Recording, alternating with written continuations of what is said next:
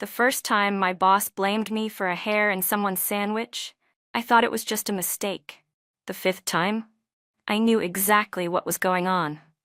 I worked at a small sandwich shop tucked into a busy strip mall just outside the city.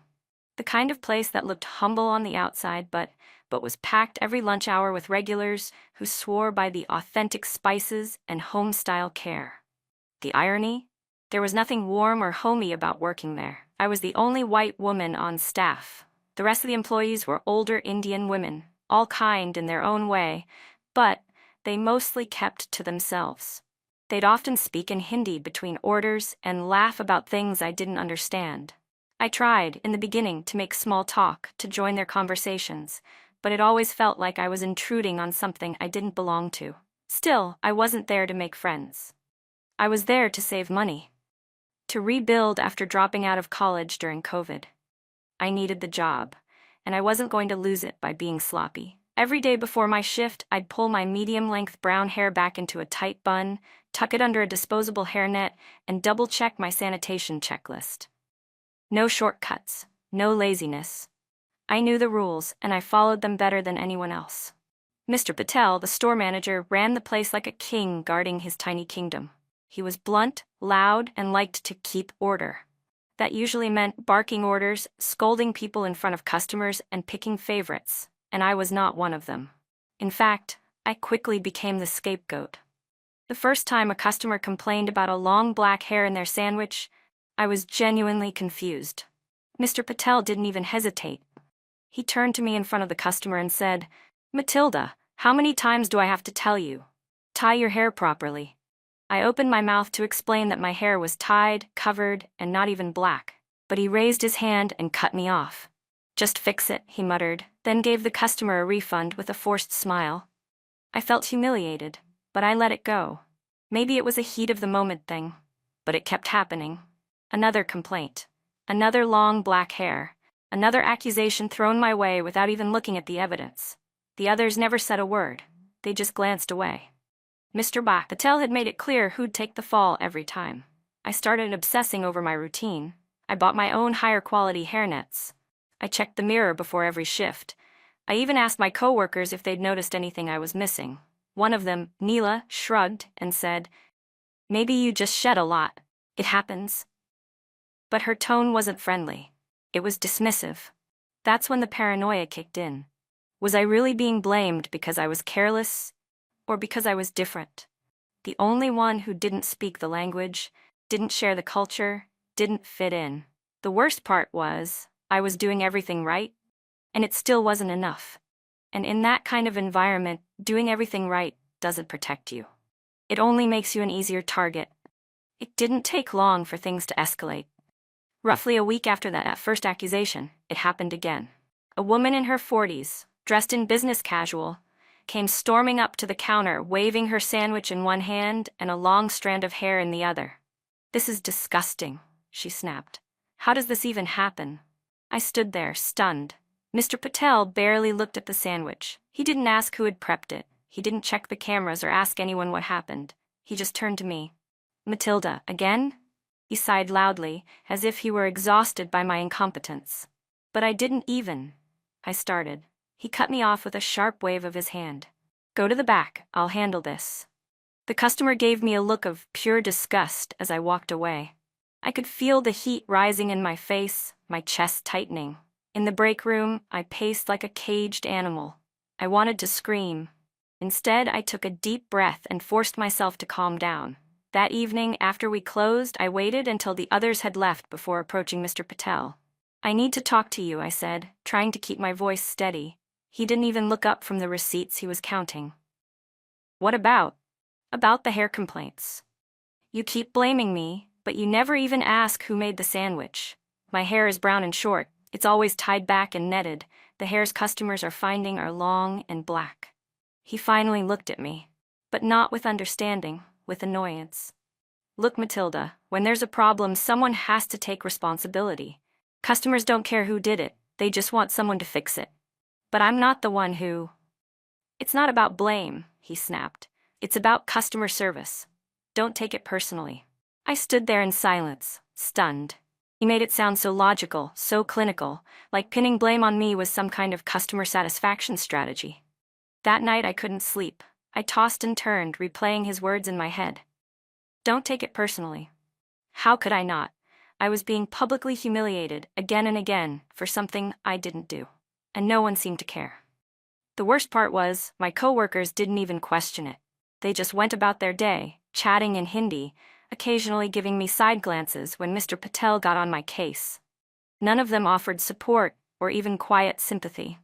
I started to wonder if they were afraid to speak up, or if they just didn't care what happened to me. After the third time it happened, something inside me snapped. It was a young man this time, a college kid probably, who found a black hair in his sandwich and loudly demanded a refund. Mr. Patel marched up to the counter, looked at the sandwich for half a second, and then turned to me with that same performative disappointment. Matilda, how many times do we need to go over this? I stared at him. My mouth was dry. I could feel all the customers' eyes on me. I could hear a coworker laughing softly behind me. In that moment, I realized something. No amount of compliance was going to protect me. No matter how well I followed the rules, no matter how carefully I worked, I would always be the first one blamed because I was the easiest target. I was the outsider.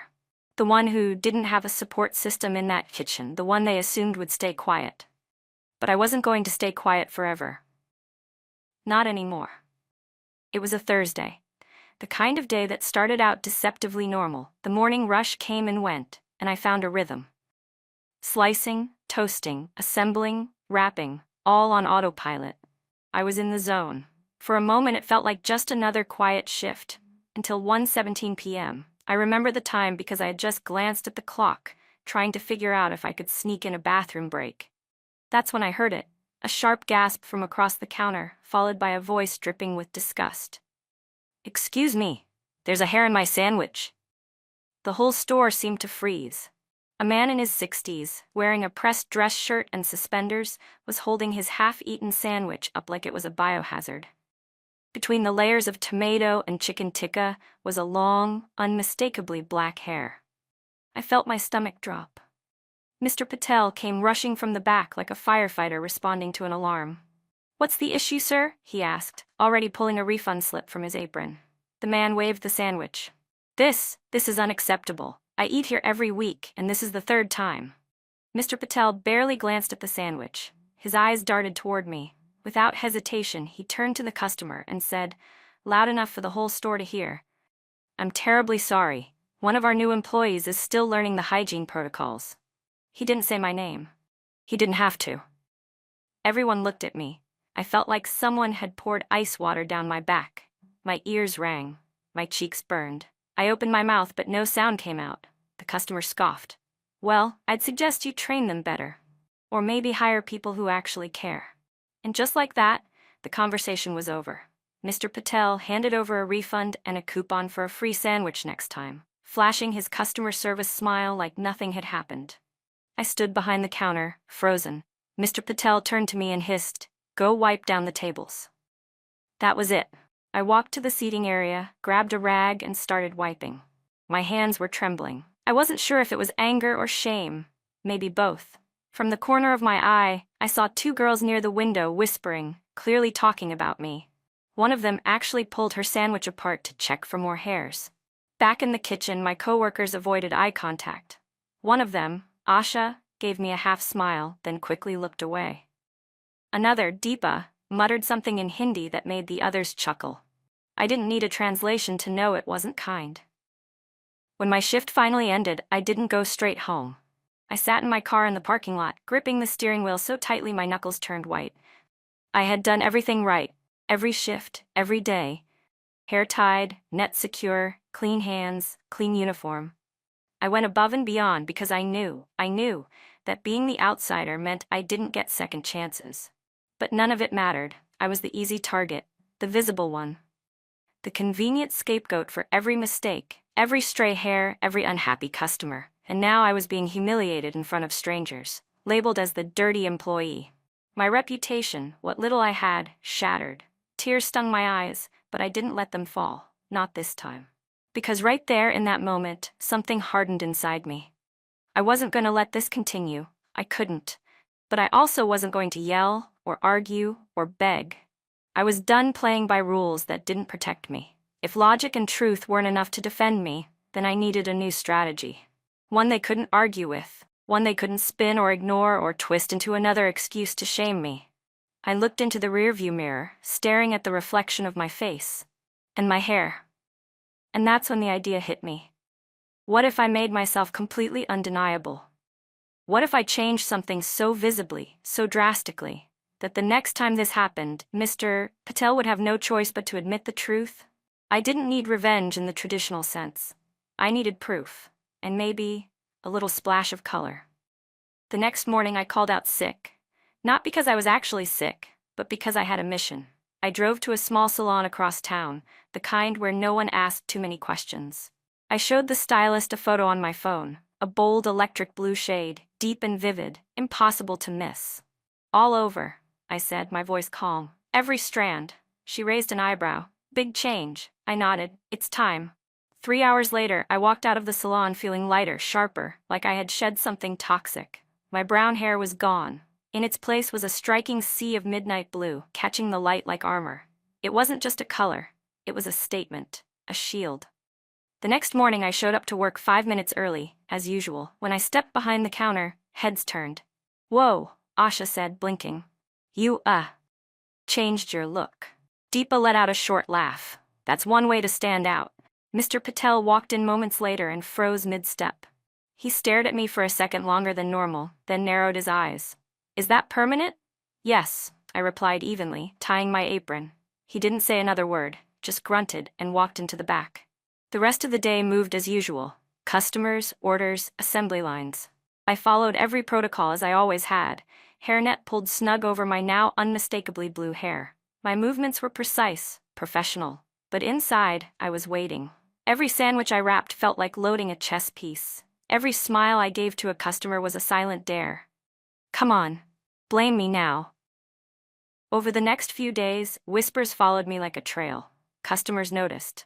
One asked if the hair color was for fun. Another told me, I love that you just went for it, so bold. A teenage girl asked where I got it done and said she wanted the same color. Each comment was a small victory. Not just because they liked the look, but because it meant they saw me, not just as the girl behind the counter, but as someone with a voice, a choice, an identity. Meanwhile, Mr. Patel didn't say much, but I noticed the way he looked at me, measured, cautious. Good. I wanted him uneasy, because I wasn't scared of him anymore.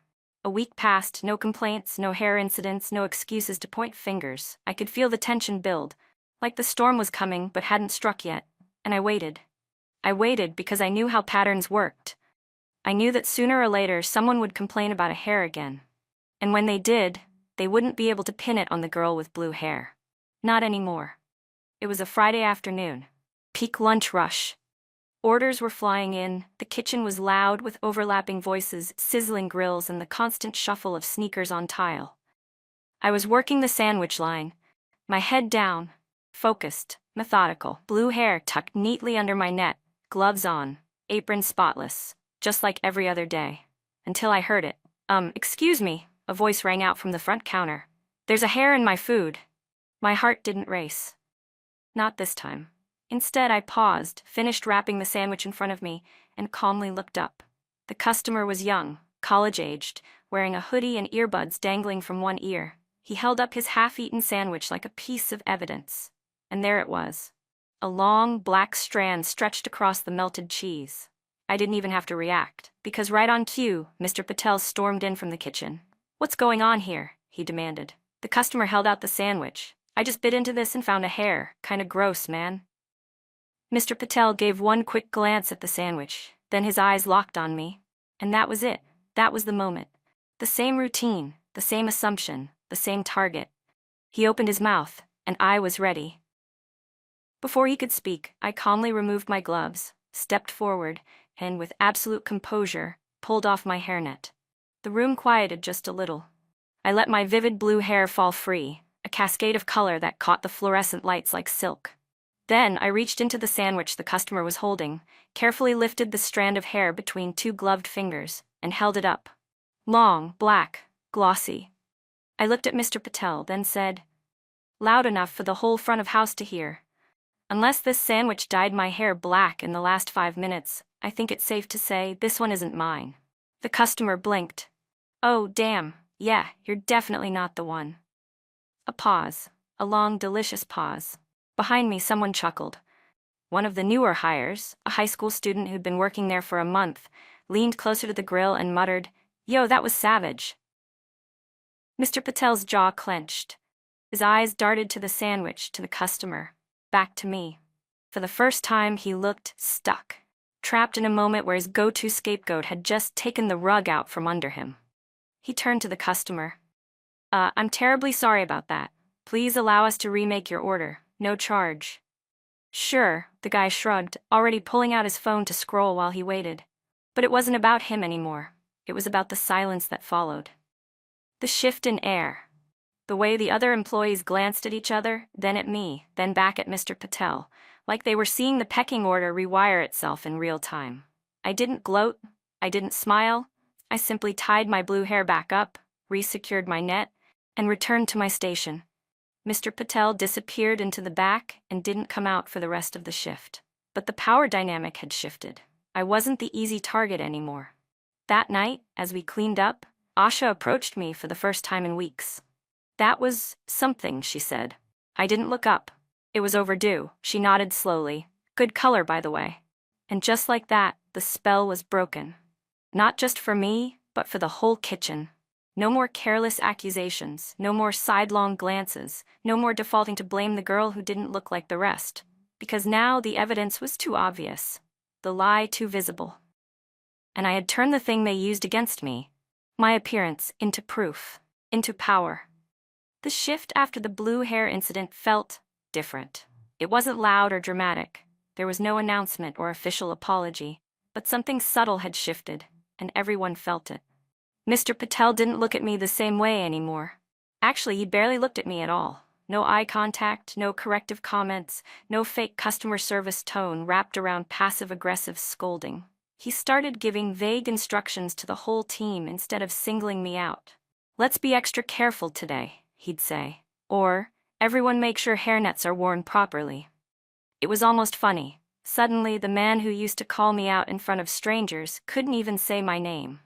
My coworkers picked up on it too. Asha, who used to ignore me, began nodding at me when we crossed paths on the line. Once, she even passed me the last pair of clean gloves without saying anything, just a quiet gesture of acknowledgement. Deepa, the one who used to snicker during my public humiliations, didn't snicker anymore. She mostly kept her head down and her voice lower. And then, there was the laced irony of it all. After months of being blamed for hairs in food, not a single customer complaint had been directed at me since my transformation. Not one. Because the truth was, I had never been the problem, and now everyone knew it, even the customers. Some of the regulars started chatting with me more. They asked about my hair, where I got it done, how long it took. One elderly woman said, "I think it's wonderful. You look like someone who knows exactly who she is." That comment stuck with me. Because for the first time in that job, I did. I wasn't the girl just trying to keep her head down anymore. I wasn't apologizing for existing. I was taking up space and daring anyone to challenge me to my face. A few days later, a younger employee, Maya, the high schooler who had whispered "savage" during the incident, pulled me aside during a lull in the afternoon. "I just wanted to say," she began, glancing around, "that what you did, that was really brave." I raised an eyebrow. "Brave?" "Yeah, most people would have just taken it, but you made your point without yelling or being mean. You just shut it down." "I wish I could do that." I smiled genuinely. "You will. When it matters most, you will." Mr. Patel continued to avoid confrontation. He started coming in later, leaving earlier. There was less yelling, less micromanaging. Not because he'd changed, but because he'd been challenged. And once someone breaks that illusion of control, it's hard to piece it back together. Of course, the job itself didn't magically become perfect. It was still tiring. The pay was still low. The shifts were long. But I walked into work each day with a little more confidence, a little more space to breathe. And strangely, I began to enjoy parts of it again.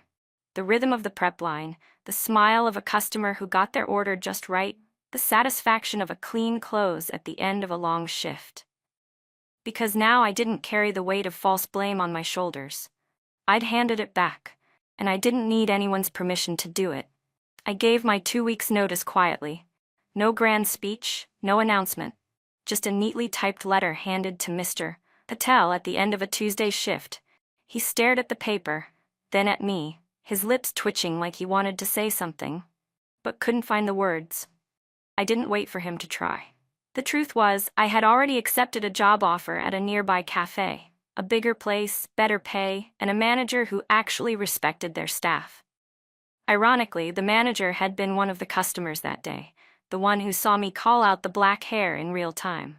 He'd waited until the lunch rush ended, then quietly slipped me his card and said, "If you ever want to work for someone who notices more than your hair color, give me a call." I did. But I wasn't going to leave the sandwich shop without a proper send-off. Not in the way they'd expect, but in the way I knew would last. On my last day, I showed up 15 minutes early. Not to work, but to prepare something I'd been writing in my head for days. I taped a single page to the staff corkboard, right under the weekly schedule, where everyone would see it. No one noticed at first. Until lunch rush ended. Asha was the first to pause. She stood in front of the board, reading silently for almost a full minute. Then she walked away, her expression unreadable.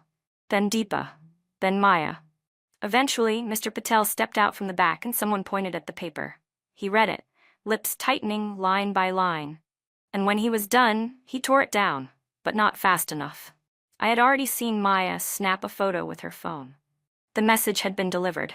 Here's what it said. To anyone who's ever been blamed for something they didn't do, I see you. To anyone who's been told to stay quiet, to not make waves, to be grateful for being given a chance, I hear you. And to those who believe power means never being challenged, you're not untouchable. My hair wasn't just a color, it was a mirror. It showed the truth you didn't want to face. You can silence a voice, but you can't unsee the truth. Matilda. By the time my shift ended, there was a strange energy in the store. The staff moved differently. No more hushed giggles behind my back, no more cautious glances. I said my goodbyes, hugged Maya, and walked out with my head high. But the story didn't end there. A week after I left, I got a message from Maya. She'd forwarded me a screenshot of a Yelp review. It was a 1-star rating from a longtime customer, detailing how they'd seen a worker get blamed unfairly multiple times, how the manager handled conflict with a disturbing lack of professionalism, and how they'd be taking their business elsewhere. Within days, 2 more negative reviews popped up, all mentioning the same thing. Poor management, favoritism, unfair treatment. The shop's rating began to drop. I heard from Asha that corporate got involved. An internal review. A warning. Some of the older staff started leaving, turnover went up. Mr. Patel? Still there, but with his authority chipped away. Not by yelling, not by fighting, but by a single strand of black hair, and a girl with blue hair who refused to stay silent.